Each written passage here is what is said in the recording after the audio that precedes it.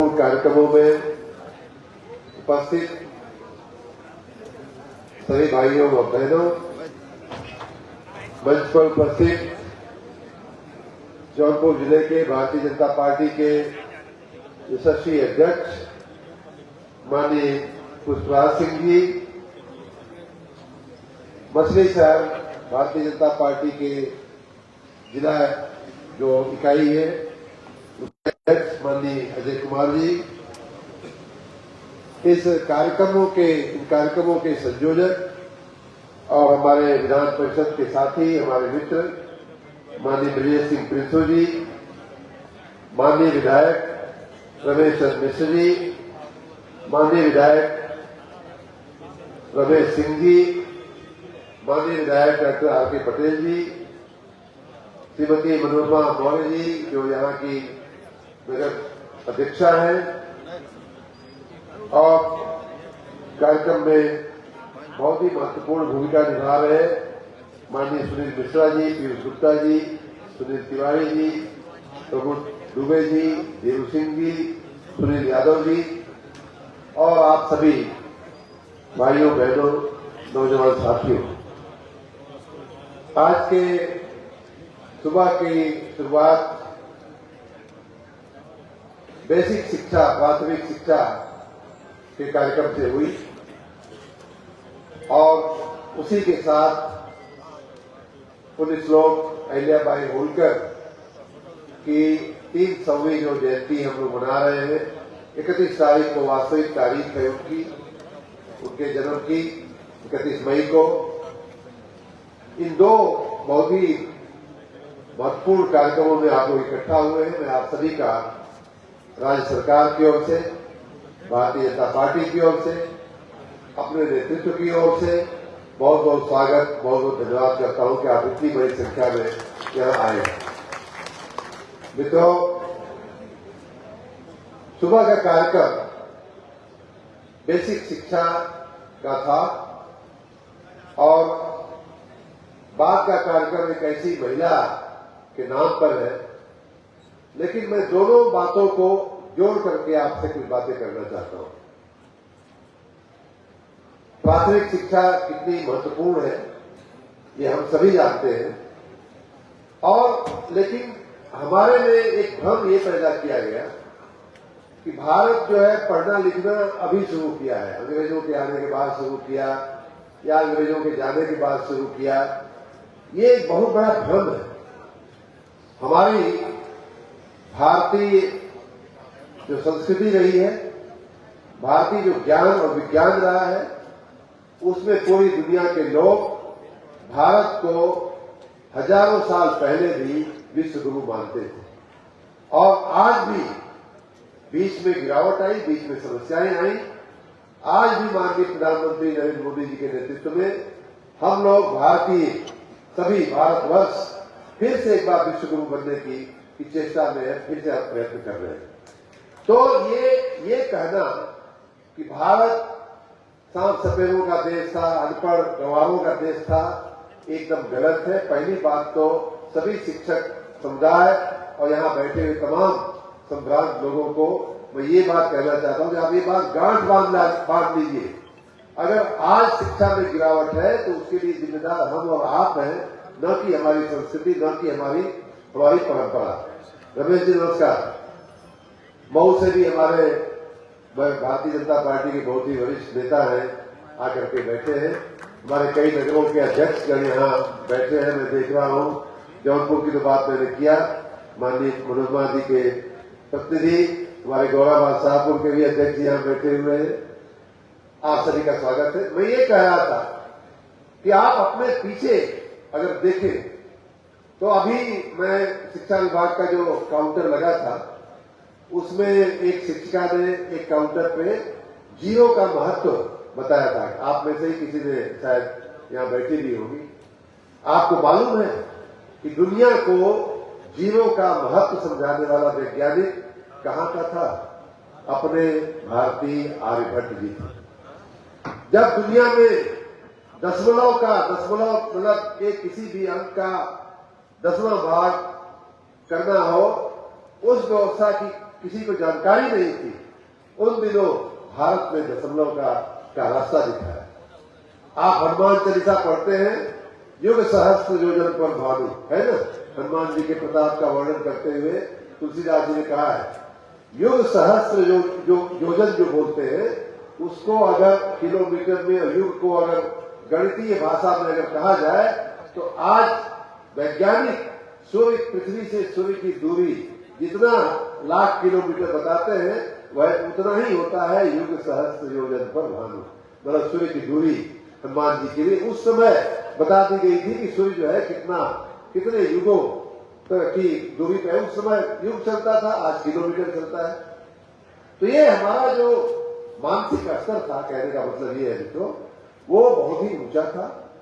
बीच में मुगल आए, उसके बाद अंग्रेज आए, भारतीय संस्कृति को, भारतीय व्यापार पद्धति को, हमारे घरेलू उद्योगों को, सब कुछ इन लोगों ने धराशायी किया, इन लोगों ने नष्ट किया और इसके कारण हमारा ज्ञान विज्ञान का स्तर गिरा, हमको आपस में लड़ाया, हम दूसरे कामों में पढ़ाई लिखाई और ज्ञान विज्ञान छोड़ करके हम लोग जाति में और इसमें उसमें पड़ गए और उसके चलते हमारे देश का पतन हुआ, हमारे देश का में गिरावट आई, हमारी अर्थव्यवस्था में गिरावट आई।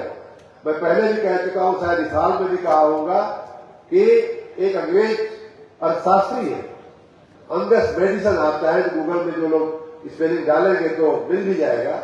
उसने अंग्रेजों के जाने के बाद एक किताब लिखी है और उसने कहा है कि 300-400-500 साल पहले भारत की जो अर्थव्यवस्था थी वो दुनिया की अर्थव्यवस्था की 20% हुआ करती थी, 5वां हिस्सा हुआ करती थी सिर्फ भारत की अर्थव्यवस्था, जीडीपी। तो ये हम बहुत ही समृद्ध देश थे, ज्ञान विज्ञान के मामले में बहुत ही ऊंचा स्तर था हमारा, लेकिन बीच के समय काल में गिरावट आई और दुर्भाग्य ये रहा कि हमारे जो स्वतंत्रता के बाद जो सरकारें आई उन्होंने उस ऊंचाई को पुनः प्राप्त करने के लिए कोई प्रयास नहीं किया।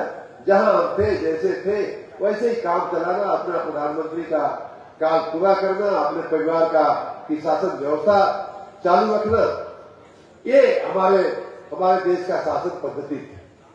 और अगर हम अपनी संस्कृति में और भी पहले जाए तो आज हम जो अहिल्याबाई होलकर जी की 300वीं शताब्दी मना रहे हैं, वहां उसको अगर हम आप बारीकी से देखें तो आज अहिल्याबाई का कितना बड़ा नाम हम लोग ले रहे हैं, उसके भी पीछे हमारे देश की नारी शक्ति का कितना बड़ा स्थान था हमारे देश में, हमारी सांस्कृतिक परंपरा में। ये किसी से छिपा नहीं। मां दुर्गा की उपासना, मां काली की, मां लक्ष्मी की, मां सरस्वती की उपासना, स्त्री को साक्षात देवी का दर्जा प्राप्त होना, हमारे पुराणों में, हमारे ऐसे ग्रंथों में कहा गया है, मां दुर्गा सप्तशती में ही कहा गया है, देवी समस्ता तव ज्ञान भेदा, मतलब विद्या की खान मां महादेवी को कहा गया, मां दुर्गा को कहा गया।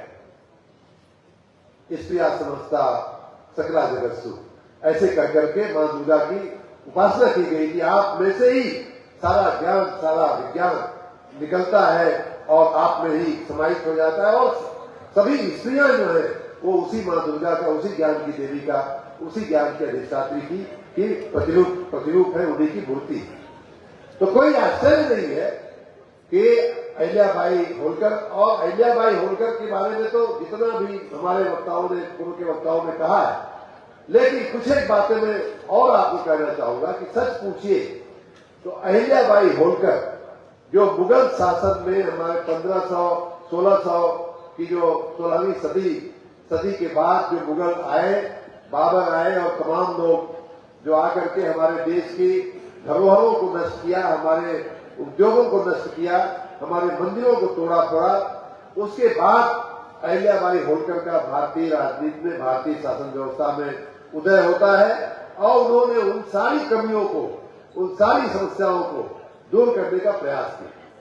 उन्हीं में से एक समस्या जो हमारे समाज में कैसे आ गई थी, वो भी ये थी कि उन दिनों समाज में हमारे महिलाओं के प्रति कई कुरीतियां थी, जैसे सती व्यवस्था, विधवा का विवाह न होना, पति मर जाए तो पत्नी को या स्त्री को संपत्ति से बेदखल कर देना, ये सारी हमारे समाज में जो कुरीतियां आई थी, और मैं तो ये मानता हूं ये हमारे समाज की मूल कुरीतियां नहीं थी।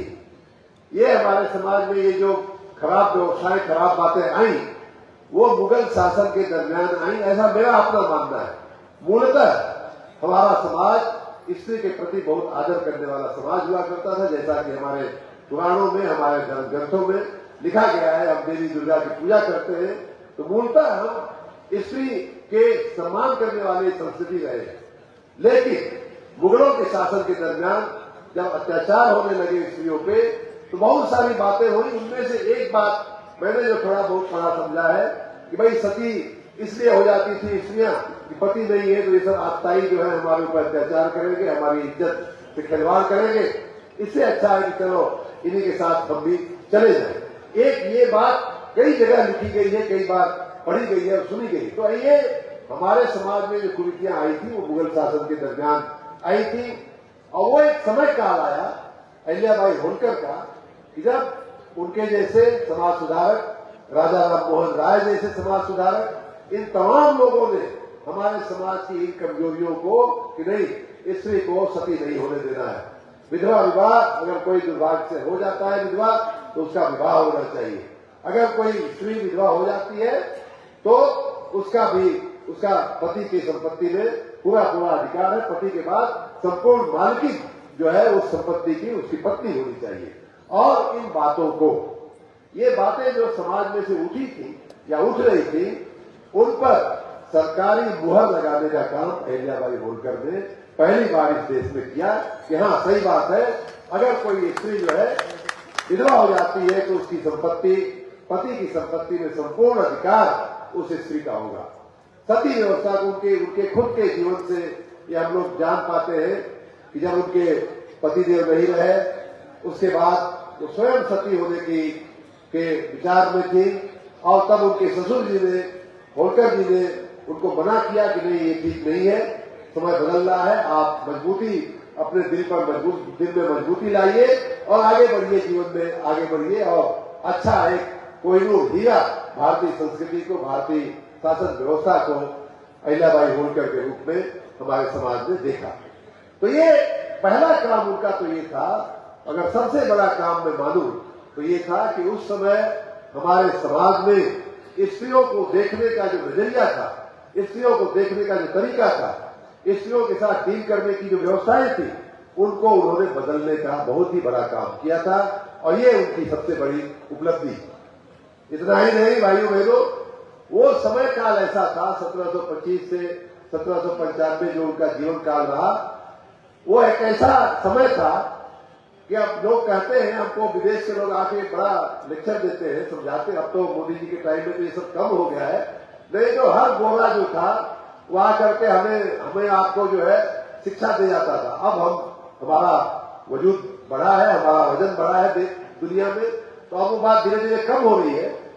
नहीं तो लोग अनेक बातें सिखाते थे। लेकिन आपकी जानकारी के लिए, दुनिया के अनेक देशों में जब स्त्रियों को वोट करने का अधिकार नहीं था, अमेरिका सहित, इंग्लैंड सहित दुनिया के कई ऐसे देश थे कि जिनमें स्त्रियां जो है वोटिंग का अधिकार, वोटिंग राइट नहीं था उनको, ऐसे समय में भारत में अहिल्याबाई होलकर हमारी आपकी शासक थी, हमारी आपकी रानी थी, और वास्तव में उन्होंने शासन किया है, वास्तव में शासन करके दिखाया है।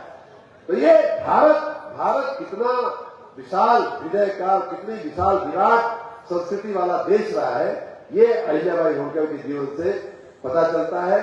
बाकी अगर हम कहें कि भारतीय इतिहास में गुड गवर्नेंस जिसको कहते हैं, सुशासन जिसको कहते हैं, उसका अगर पहला उदाहरण ताजा इतिहास में अगर कहा जाए, बाकी तो बहुत पुराने हमारे हिंदू राजाओं के बीच सुशासन की बातें चलती है, लेकिन अहिल्याबाई होलकर का एक समय ऐसा था कि मैंने जैसा बताया कि बहुत सारे झंझावातों से हमारा देश जूझ रहा था।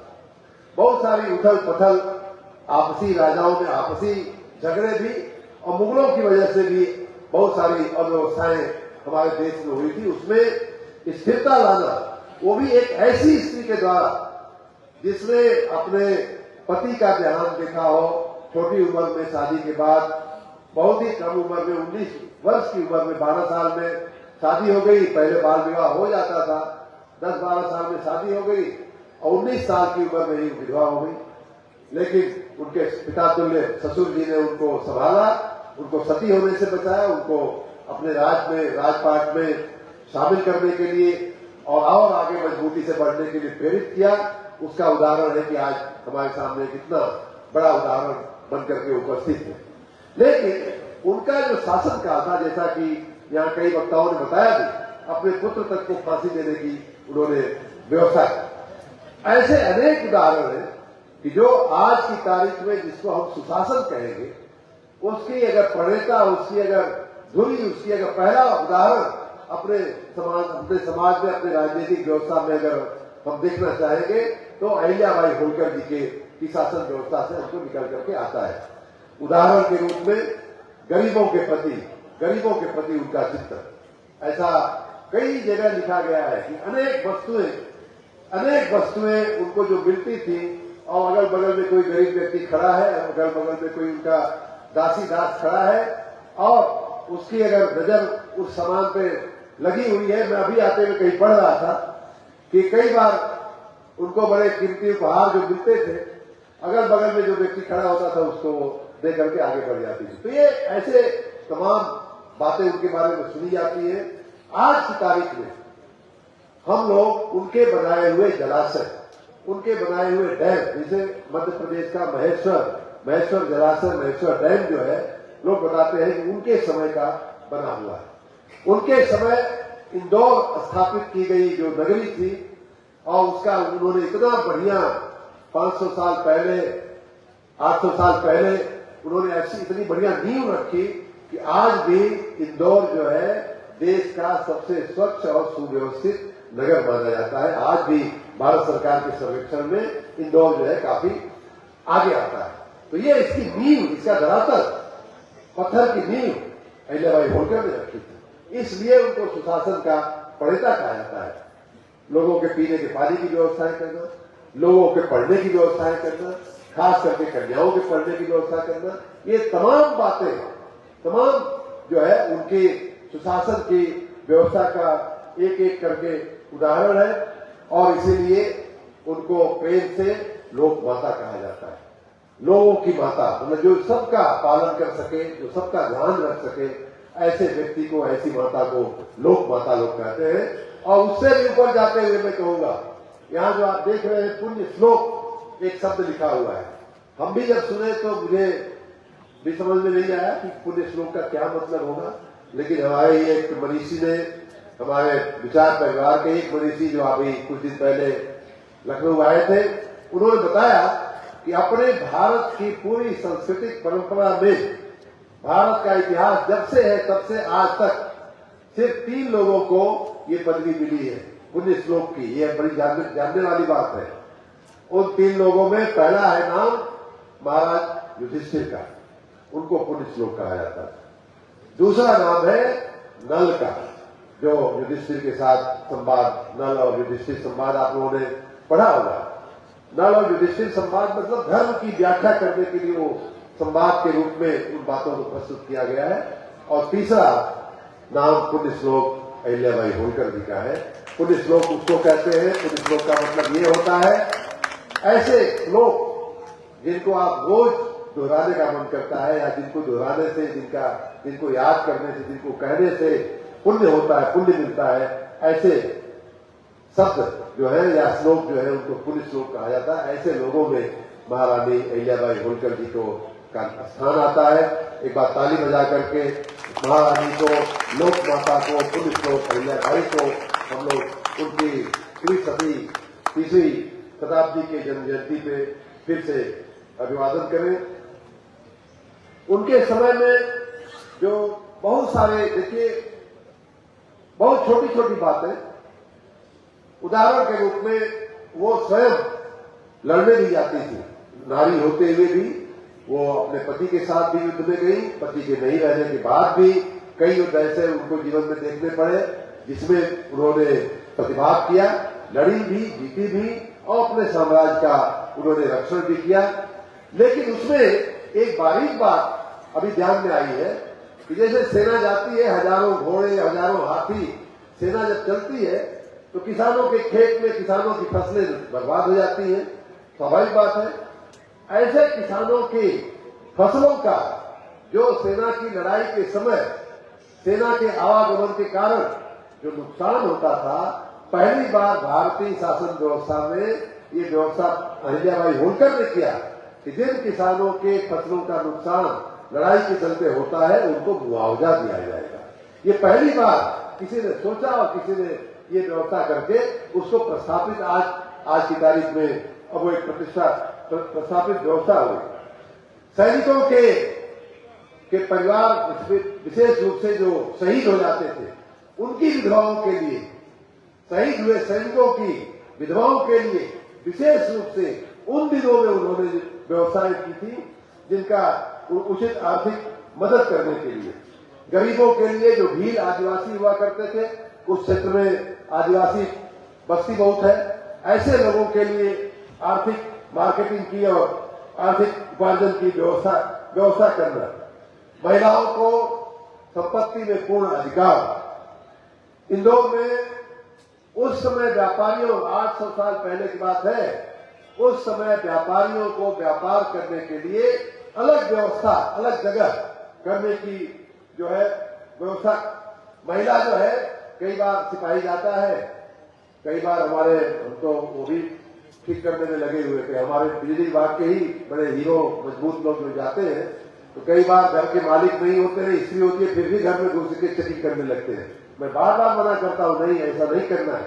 हमारी परंपरा ऐसा अलाउ नहीं करती है, इस बात की स्वीकृति नहीं देती है कि आपके पुरुष की अनुपस्थिति में किसी के घर में आप घुसते हैं, बदमाशी करते हैं। लेकिन उन दिनों महारानी अहिल्याबाई होलकर के ध्यान में ऐसा कहानियां लोग बताते हैं कि सैनिक जो है किसी को गिरफ्तार करने गए और घर के आदमी को गिरफ्तार करने गए, वो नहीं मिला तो घर के स्त्री और बालकों को उठा के लेकर के आ गए, दरबार में आए, उन सैनिकों को सजा दी गई कि आपका जो दोषी है वो इनका पति है, आपका दोषी जो है इनका बेटा है, भाई है, आपको कोई अधिकार नहीं है कि स्त्री को आप जो है ये लेकर के आएंगे।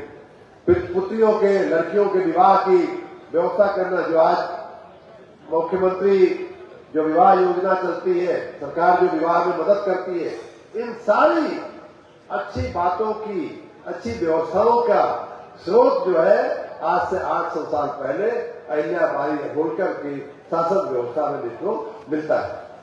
और उसी तरह से जो आपके माननीय नरेंद्र मोदी जी की जो शासन व्यवस्था है, देखिए, महिला को संपत्ति का अधिकार, महिला को बराबरी की व्यवस्था, ये बीच का जो शासन काल था, मैं वही कह रहा था कि हमारे शिक्षा व्यवस्था हो, और शिक्षा में तो विशेष रूप से इतना कबाड़ा किया गया था कि कांग्रेस के 65-70 साल के शासन व्यवस्था में अपने देश की एक भी यूनिवर्सिटी ऐसी नहीं थी कि जिसको वैश्विक स्तर पर दिखाया जा सके कि देखिए हमारे देश की बढ़िया यूनिवर्सिटी है। और वही उसके पहले अगर जाइए, हमारी पुरातन संस्कृति में जाइए तो हमारी तक्षशिला और ऐसी हमारी जो यूनिवर्सिटियां थी, उनका पूरे विश्व में, पूरी दुनिया में उनका नाम था, लेकिन बाद के समय में खत्म हो गया। और उत्तर प्रदेश का तो और भी दुर्भाग्य रहा कि जब समाजवादी पार्टी की शासन व्यवस्था आई, तब उन्होंने शिक्षा का स्तर इतना गिरा दिया कि हमको नकल कराने वाले भी खोजने पड़ते थे, नकल पे ब्लैक बोर्ड पे लिखने वाले भी खोजने पड़ते थे। ऐसी शासन व्यवस्था के चलते हमारे देश का बड़ा नुकसान हुआ है। लेकिन अब हम माननीय मोदी जी, माननीय योगी जी के नेतृत्व में आपने देखा, माननीय मुख्यमंत्री जी ने शिक्षा में जो सुधार हुए, बेसिक शिक्षा में जो काम हुए या हो रहे हैं, और जौनपुर के लोगों को तो मैं विशेष रूप से मैं बधाई देना चाहता हूं। अभी हमको यहाँ के बेसिक शिक्षा अधिकारी जी बता रहे थे कि आपका निपुण का जो लक्ष्य है, यहाँ बहुत से शिक्षक शिक्षिका लोग बैठे हुए हैं, आप सबको मैं बधाई देना चाहूंगा। ये बात कही भी गई है लेकिन फिर भी आप लोग जौनपुर को पहले नंबर पर ले आए हैं निपुण में, उसके लिए आपसे बधाई की बात है। उसी प्रकार कायाकल्प में भी मुझे बताया गया कि जिले का बहुत ही अग्रणी स्थान है। तो ये सब क्यों हो रहा है, कब हो रहा है? अब हो रहा है। ये नरेंद्र मोदी जी के और योगी आदित्यनाथ जी के नेतृत्व में हो रहा है। पीछे का जो हमारा समय काल गया, मैं तो कई जगह कह चुका हूं कि हमारे देश का, हमारी संस्कृति का, हमारी धरोहरों का, चाहे सोमनाथ हो, चाहे विश्वनाथ मंदिर हो बनारस का, चाहे द्वारका हो, चाहे रामेश्वरम हो, इनका जितना नुकसान मुगलों ने नहीं किया, उससे भी ज्यादा नुकसान हमारे बीच की सरकारों ने, भारतीय जनता पार्टी के उदय होने के पहले की सरकारों ने, डबल इंजन की सरकार बनने के पहले हमारे देश की सरकारों ने उत्तर नुकसान किया। ऐसे हजारों उदाहरण आपको मिलेंगे कि जिसका अहिल्याबाई होलकर जी ने जिन इमारतों का, जिन हमारे धरोहरों का, मंदिरों का, सांस्कृतिक स्थानों का, जिनका मुगलों ने तोड़ फोड़ करके, नोच खसोट करके, लूट करके जिनको बर्बाद किया था, उनको इन्होंने इनका जीर्णोद्धार किया। उसमें द्वारकाधीश का मंदिर है, सोमनाथ का मंदिर है, आपके बगल में भगवान विश्वनाथ का मंदिर है। ऐसे तमाम है, हजारों छोटे बड़े हजारों आपको उदाहरण मिलेंगे कि अहिल्याबाई होलकर ने। लेकिन उसके बाद अंग्रेज और कांग्रेस दोनों एक श्रेणी में रखा जाए तो कोई बुराई नहीं है। इसके बाद चाहे मथुरा हो, चाहे काशी हो, चाहे अयोध्या हो, एक ईंटा भी भाइयों बहनों उन दिनों की सरकारों ने उनकी मरम्मत में नहीं रखा। और वो काम जो अहिल्याबाई ने किया वो जाकर के अब माननीय नरेंद्र मोदी जी ने अब जाकर के शुरू किया है। और मोदी जी ने, मुझे याद है कि मोदी साहब जब काशी विश्वनाथ कॉरिडोर का शिलान्यास कर रहे थे, मैं भी सौभाग्य से उस काम में उनका हाथ बटा रहा था उनके सहायक के रूप में। तो उन दिनों उन्होंने अहिल्याबाई होलकर को याद किया था कि इस प्रांगण में आज के पहले, मतलब मोदी जी के पहले अगर किसी ने काशी विश्वनाथ भगवान की थोड़ी बहुत सेवा करने का काम किया था तो अहिल्याबाई होलकर। उसके बीच में अंग्रेज रहे, कांग्रेस रही, किसी ने इस बात का कोई ध्यान नहीं दिया। तो इसलिए लोकमाता अहिल्याबाई होलकर को हम जितना भी हम सम्मान दें, जितना भी उनका गुणगान करें, वो कम है। वो साक्षात त्याग की प्रतिमूर्ति थी, साक्षात धर्म की प्रतिमूर्ति थी और साक्षात सुशासन की भी प्रतिमूर्ति थी। क्योंकि उन्होंने जो शासन चलाया, अपना पराया न देखते हुए, लोगों को बराबरी का व्यवहार करते हुए, जिनको मदद करने की आवश्यकता है उन सबको मदद करते हुए, गरीबों के कल्याण की चिंता करते हुए, अपने देश को समृद्ध और सशक्त बनाने की चिंता करते हुए, जितना भी सुशासन से जुड़े हुए, अच्छी व्यवस्था से जुड़े हुए जितने भी आपको अलंकार हो सकते हैं, वो सारे के सारे अलंकार अहिल्याबाई होलकर जी के जीवन, अहिल्याबाई होलकर जी के शासन से मिलते हैं। और उनको आज हम उनकी स्मृति में हम सब इकट्ठे हुए हैं। उनसे देखिए बहुत सारी प्रेरणा भी लेने की आवश्यकता है। प्रेरणा ये है कि मुगलों ने हमारे व्यवस्थाओं को छिन्न भिन्न करने का दुस्साहस क्यों किया और कैसे किया, इस बात को हमें समझने की मित्रों आज के समय में आवश्यकता है। पाकिस्तान जैसा ऐसा देश कि जिसको खाने के ठिकाने नहीं है, कटोरा लेकर के दुनिया के सामने घूम रहा है कि उसके नागरिकों को दो टाइम रोटी मिल सके, ऐसा पाकिस्तान भी हमारे नागरिकों पे आतंकवादी भेज करके, हमारे नागरिकों का पैंट तलवा करके, उनका धर्म पूछ करके और उनको गोली मारता है, उनको मरवाता है, बिलखते हुए बच्चों के सामने, रोती हुई उनकी पत्नियों के सामने इतना निशंस रूप से हत्या करता है। ये हिम्मत कहां से आती है? मुगलों को इतने बड़े देश के बीच में चंद मुगल की सेनाएं कितनी नहीं होगी? 100 नहीं होगी, 200, 1000, 500, 2000 नहीं होगी। उस समय भी हमारा देश कोई छोटा देश नहीं था। हम अगर संगठित होते तो किसी की ताकत है कि हमारे विश्वनाथ भगवान के मंदिर को छू सके, किसी की ताकत है कि हमारे सोमनाथ भगवान के मंदिर को छू सके, किसी की ताकत है कि हमारे द्वारकाधीश के मंदिर को छू सके।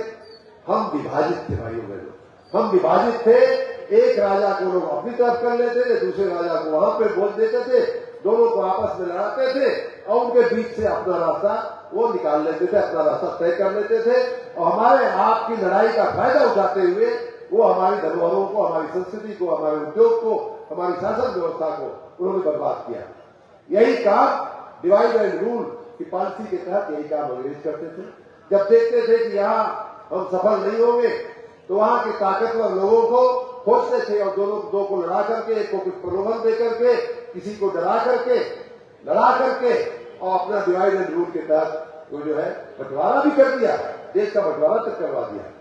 तो हमें अहिल्याबाई होलकर के जीवन से जो सबसे बड़ी प्रेरणा लेनी है, जो सबसे बड़ी सीख लेनी है और आज की चुनौतियों में जो सबसे बड़ी सीख लेनी है, 2-3 लेनी है। एक तो ये कि नारी शक्ति को कम न समझे, हमें नारी को और खास करके चूंकि बेसिक शिक्षा का भी आज काम हुआ है, इसलिए मैं यहाँ उपस्थित तमाम सभी महिलाओं को विशेष रूप से मैं निवेदन करता हूँ कि बच्चों के साथ साथ बच्चियों को भी पढ़ाने का आप लोग ध्यान दीजिए। वो हमारी ताकत बनती है, आपकी सेवा करती है बाद में। और अब तो लड़कियां जो है, कन्याएं जो है, लड़कों से भी आगे निकलकर पढ़ाई लिखाई में आगे जा रहे हैं। आप लोग बहुत भाग्यशाली है कि जौनपुर जिला पढ़ाई के मामले में बहुत अच्छा रहा है, आगे रहा है। अभी पिछले ही कार्यक्रम में मुझे बताया गया कि आईएएस की परीक्षा में भी शायद 5 बच्चों का आईएएस की परीक्षा में वहाँ सिलेक्शन हुआ है। उसमें 3 शायद आईएएस में और बाकी लोग भी अन्य अनेक सेवाओं में गए। तो आपका ट्रैक रिकॉर्ड बहुत ही अच्छा है, लेकिन फिर भी मैं कहना चाहूंगा कि लड़कियों को पढ़ाने का विशेष ध्यान रखा जाए। बेसिक शिक्षा के आज के कार्यक्रम के अनुसंधान में मैं 2 बातें और शिक्षकों को कहना चाहूंगा। ये गर्मी का जो मौसम है, आपका जो इनरोलमेंट का समय होता है, जब बच्चों को स्कूल में दाखिल करने का, कराने का समय होता है, तो थोड़ा आंगनबाड़ी केंद्रों का संपर्क रखें, थोड़ा गांव के प्रधान जी यहाँ लोग बैठे हुए हैं उनका भी संपर्क रखें। और इसीलिए प्रधान जी लोगों को बुलाया गया है कि अहिल्याबाई होलकर अगर ये काम 800 साल पहले कर सकती थी कि शिक्षा सबको होनी चाहिए, खास करके कन्याओं की शिक्षा पर विशेष ध्यान दिया जाना चाहिए, तो आज हमारी आपकी विशेष जिम्मेदारी बनती है कि हम बच्चों का नामकरण स्कूलों में, उनका इनरोलमेंट, उनका दाखिला हम अवश्य कराएं। थोड़ा गांवों पे अपने नजर रखिए, लोगों के आते जाते लोगों को पूछिए, संभव हो तो किसी गरीब के झुपड़े में जा आइए कि भाई तुम्हारा बच्चा 5 साल का हो गया, 6 साल का हो गया, क्यों स्कूल नहीं आ रहा है? आना चाहिए। स्कूल में आने के बाद बच्चे ड्रॉप आउट न हो, बच्चा छोड़ के न चला जाए। कई बार माँ बाप की लापरवाही के चलते, कई बार उसकी मजबूरियों के चलते उसको मजदूरी करने कहीं बाहर जाना होता है, वो बच्चे को लेकर चला जाता है, उसकी पढ़ाई बंद हो जाती है। तो ये सारी बातें बेसिक शिक्षा की दृष्टि से बहुत महत्वपूर्ण है कि आप लोग एक बच्चे का, एक बच्ची का जो दाखिला है वो स्कूलों में हो जाए, इसका आप ध्यान रखेंगे। और यही सब प्रेरणा हमारे महापुरुषों के जीवन से मिलती है, विशेष रूप से अहिल्याबाई होलकर के जीवन से मिलती है।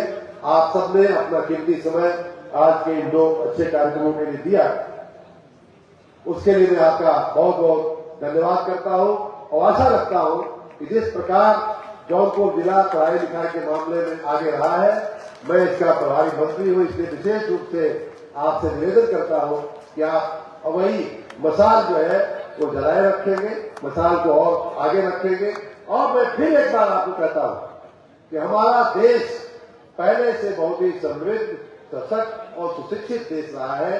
रामचरितमानस में जो रामराज की जो चौपाइयां हैं पढ़ने जैसी, रामराज की चौपाइयों में एक चौपाई ये आती है, नहीं कोई अबुद्ध लक्षण हीना, आपने पढ़ा होगा। उन दिनों कहा गया है नहीं कोई अबुद्ध लक्षण हीना, न कोई अनपढ़ था। अबुद्ध का मतलब मोटा अर्थ जो है वो रामराज बैठे त्रैलोका हर्षित गए भयो सो शोका, आप पढ़ते हुए आएंगे तो उसमें एक चौपाई आती है, नहीं कोई अबुद्ध लक्षण हीना। पढ़ाई लिखाई के मामले में कोई कम नहीं था, लक्षण हीना मतलब कोई स्किल के मामले में भी कम नहीं था। हर व्यक्ति को, हर हाथ में कोई न कोई लक्षण था, कोई न कोई हुनर था, जिसके चलते वो समाज में योगदान करता था और अपने परिवार का पालन भी करता था। इस प्रकार के हम देश रहे हैं भाइयों बहनों, हमें अभी बहुत काम करना है, क्योंकि पीछे के 500 सालों में 600 सालों में जो गिरावट आई है हमारे आपके समाज में, वो हमारी आपकी जिम्मेदारी है कि हम उस खाई को पाटे और उसमें मुगलों से लेके अंग्रेजों से लेके अपने देश की सरकारें भी उसमें जिम्मेदार है। उस खाई को बनाने में हमें भारतीय जनता पार्टी ने और को आपने जिम्मेदारी दिया है उस खाई को पाटने का, उस खाई को हम पाटने का काम कर रहे हैं। और ये इस प्रकार के जो कार्यक्रम है अहिल्याबाई होलकर के जीवन से प्रेरणा लेने का, ये हमको प्रेरणा दे, हमें आपको प्रेरित करें, हमें आपको प्रोत्साहित करें उस ऊंचाई तक जाने के लिए, विश्व गुरु बनने के लिए जो भारत ऑलरेडी था, इसके लिए हम ये कार्यक्रम कर रहे हैं। आप सबको बहुत बहुत धन्यवाद। और विशेष रूप से आज के कार्यक्रम के संयोजक माननीय हमारे भाई विजय सिंह पिंटू जी को, माननीय हमारे जिलाध्यक्ष जी को मैं बहुत बहुत धन्यवाद दूंगा, जिलाधिकारी को भी बहुत बहुत धन्यवाद दूंगा कि उन्होंने बहुत ही सुंदर कार्यक्रम की रचना किया। एक बार 19 श्लोक अहिल्याबाई के स्मृति में एक बार फिर से हम लोग नारा लगाएंगे, अहिल्याबाई होलकर अमर रहे, अमर रहे, अहिल्याबाई अमर रहे, अहिल्याबाई अमर रहे, भारत माता की, भारत माता की, भारत माता की। और एक बात मैं कहना भूल गया, अहिल्याबाई होलकर शिव प्रेमी थी, शिव भक्त थी, बहुत ही प्रगाढ़ शिव भक्त थी। तो इसलिए एक बार हर हर महादेव, हर हर महादेव, बहुत बहुत धन्यवाद।